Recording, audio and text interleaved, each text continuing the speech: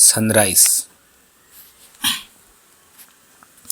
At an uncertain hour before dawn in February 1912, as I lay asleep in my room on the top floor of a hotel in the town of Menton in southern France, I was suddenly awakened by the morning star. It was shining with inquisitive splendor directly into my left eye. At that quiet moment, in the last stages of the dying night, this star seemed enormous. It hung out of the velvet sky so far that I thought it was going to fall, and I went out on the balcony of my room to see it drop. The air was windless and mild, and instead of going back to bed, I decided to stay on the balcony and watch the unfolding drama of the dawn. For every clear dawn in this spectacular universe is a magnificent drama rising to a super climax. The morning stars sang together, and I heard the sons of God shouting for joy. The chief morning star, the one that had roused me from slumber, recited a splendid prologue.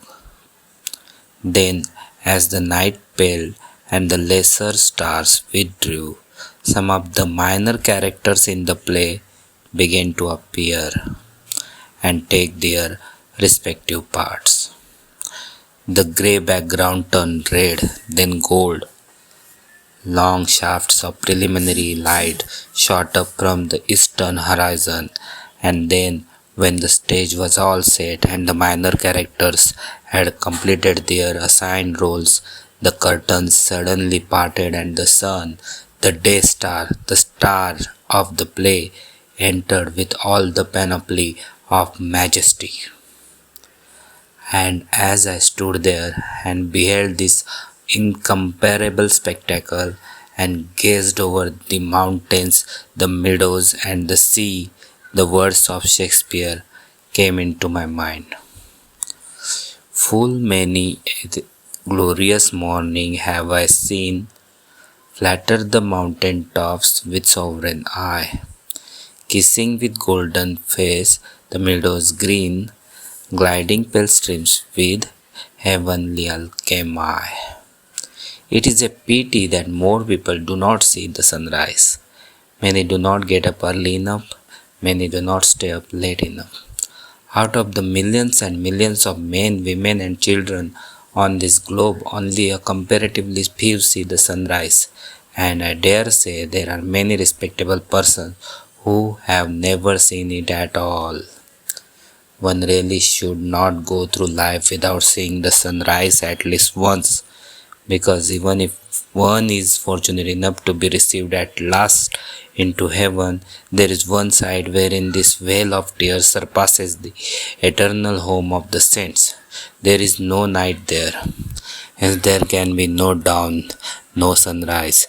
It is therefore better to make the most of it while we can. As a man feels refreshed after a night's sleep and his morning bath, so the sun seems to rise out of the water like a giant renewed. Milton gave us an excellent description. So sings the day star in the ocean bed, and yet anon repairs his drooping head, and tricks his beams and with new spangled ore flames in the forehead of the morning sky.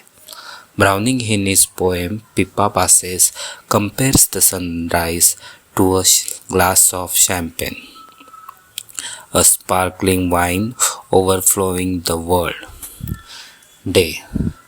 Faster and more fast over night's brim, day boils at last. Boils pure gold over the cloud cup's brim, where spurting and suppressed it lay.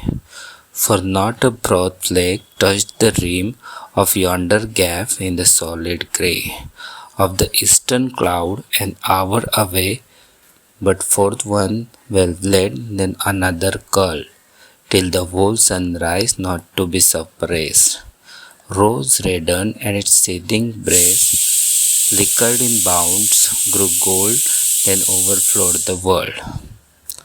The sun has a tranquil beauty, but to me there is in it always a tinge of the sadness of farewell, of the approach of darkness. This mood is expressed in the old hymn which in my childhood I used to hear so often in church.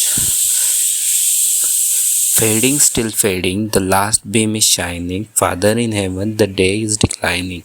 Safety and innocence fly with the light. Temptation and danger walk forth with the night.